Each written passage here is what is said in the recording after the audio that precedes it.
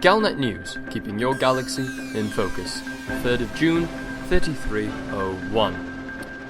In today's news, 78 Ursae Majoris celebrates security with shield sale. The loss of Starship 1 linked to mechanical failure. Zachary Hudson becomes the new president of the Federation.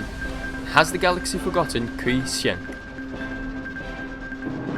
After a series of skirmishes between Independence pilots and pirates, as well as a drawn-out battle against the Sobek boys, 78 Ursae Majoris was facing a security threat in the run-up to Federal President Jasmina Halsey's planned visit.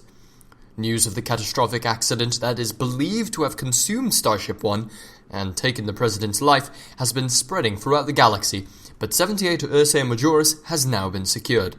The system saw a huge influx of independent pilots, says Andrew Bailey, mayor of Townshend Hub, and local leader of the Alioth Independence, declared the security and military campaign. Independent pilots were tasked with eradicating criminal elements in and around Alliance territory, along with being enlisted in a military campaign against the Sobek boys, a criminal syndicate operating from the Sobek system.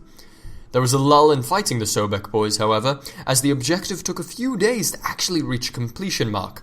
Some might think there might be more behind as to why this objective wasn't touched in the starting days. Ivan Shevchenko, a known mercenary and fighter pilot, has given us his opinion on the matter. There is a large difference between fighting traditional asteroid belt pirates and well-organized militia force, and that isn't something I say lightly, having been in the conflict areas. The Sobek boys' ships were well-armed and heavily reinforced. A whole gang of pirates running around with that kind of gear is bad for any system or region of space. But that could also be the reason as to why nobody was really wanting to fight them. Nobody wanted to be tangled up against that kind of firepower. Even I don't, and I own one of the best bounty hunting vessels you can get. On the other hand, Independence pilots could have also been distracted by the other directive Mayor Bailey put out to stopping pirate activity. At the same time, though, I have to say, who knows? I suppose in the end, though, all of us who helped put a stop to the Sobek boys and pirate activities in and around 78 Ursae Majoris did a very good thing for the Alliance and its members. The Federal Navy has today released its official report into the disappearance of Starship 1. As expected, the 600,000-word document provides a detailed analysis into the inner workings of Starship 1. The report confirms that the abnormal energy signature detected by Guardian Wing Alpha immediately prior to Starship 1's last known jump was almost certainly caused by mechanical failure. The report includes an in-depth comparison with the failure of the Highliner at Antares and concludes that there were remarkable similarities in the unusual failure mode, and it is still unclear why the automatic shutdown systems did not operate, most of which were not present on the Antares. The failure began with a power surge in the central power plant, something not especially unusual in a high-capacity hydrogen reactor, causing several other core systems to overload. Despite going over hours of evidence, including video feeds detailing the last several days of life aboard all 4 ships of Starship 1, investigators were not able to identify any signs of foul play. In the end, the team has concluded that the cause of Starship 1's loss was a complex multi-stage engine failure.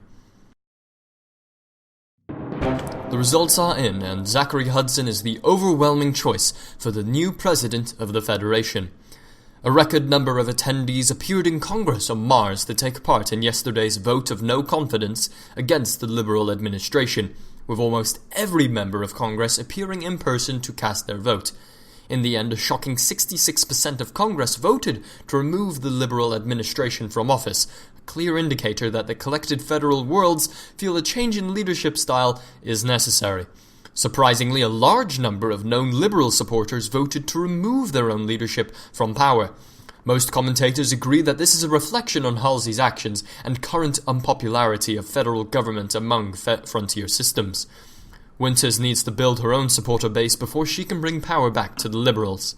President Hudson will be officially sworn into office later today, after which he is expected to spend the remainder of the week finalizing his administration. Most of the previous shadow cabinet are expected to be included, although as always some change is inevitable. The Federal Republican Association has gained a massive swell of support over the last year. Now that President Hudson is officially in office, we can expect a much more aggressive stance on decision-making coming from Mars once the new administration is fully established.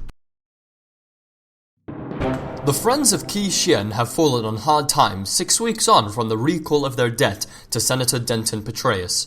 Although still in control of Saavedra Dock, disease has broken out on the station and it has emerged that the independent cooperative are running low on medical supplies.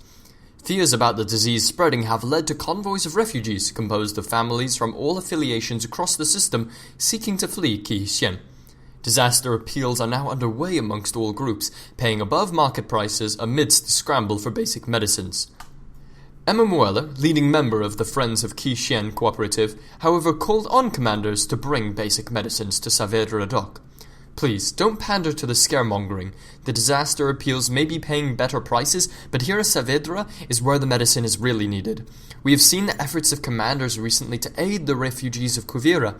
Has the galaxy forgotten the Friends of Hsien so quickly? Now we need commanders' help more than ever. A travel advisory warns commanders to fly safe in Quishin, as the virus's key symptom is a state of cognitive impairment resembling intense alcoholic intoxication. And that's the Galnet news for today. Remember to tune in next time so you can keep your galaxy in focus.